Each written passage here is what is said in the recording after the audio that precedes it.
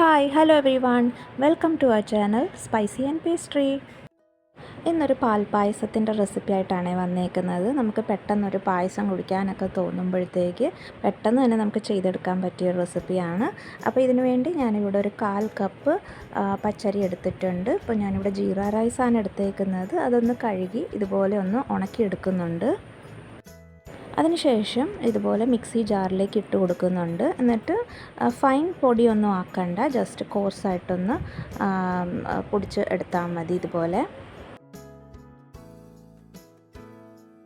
അതിനി ഒരു കുക്കറിലേക്ക് ഇട്ടിട്ടൊന്ന് വേവിച്ചെടുക്കുന്നുണ്ട്.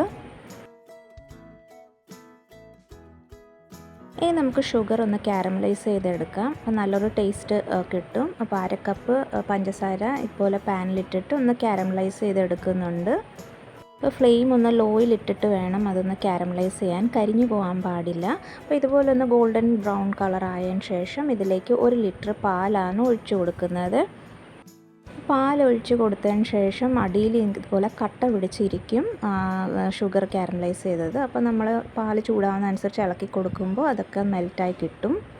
പാലൊക്കെ ഇതുപോലെ തിളച്ച് വന്നതിന് ശേഷം ഞാൻ വേവിച്ച് വെച്ച് അരി ഇട്ട് കൊടുത്തിട്ടുണ്ട്.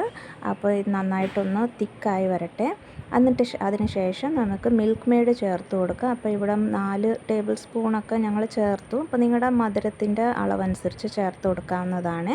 ഇനി ഒരു 1/2 ടീസ്പൂൺ ഏലക്കാപ്പൊടിയും കൂടെ ചേർത്ത് കൊടുത്തിട്ടുണ്ട്. ഏറ്റവും അവസാനം 1 ടീസ്പൂൺ നെയ്യും കൂടെ ചേർത്ത് കൊടുത്താൽ നല്ലൊരു ഫ്ലേവർ കിട്ടും. അത്രയേ ഉള്ളൂ, നല്ല എളുപ്പമല്ലേ. അപ്പം നല്ലൊരു പായസം കുടിക്കാൻ തോന്നുമ്പോൾ ഇങ്ങനെ ഒന്ന് ചെയ്തെടുക്കാവുന്നതേ ഉള്ളൂ. എല്ലാവർക്കും ഈ വീഡിയോ ഇഷ്ടപ്പെട്ടെന്ന് വിശ്വസിക്കുന്നു. സബ്സ്ക്രൈബ് ചെയ്യാത്ത കൂട്ടുകാരുണ്ടെങ്കിൽ സബ്സ്ക്രൈബ് ചെയ്ത് സപ്പോർട്ട് ചെയ്യണേ. താങ്ക്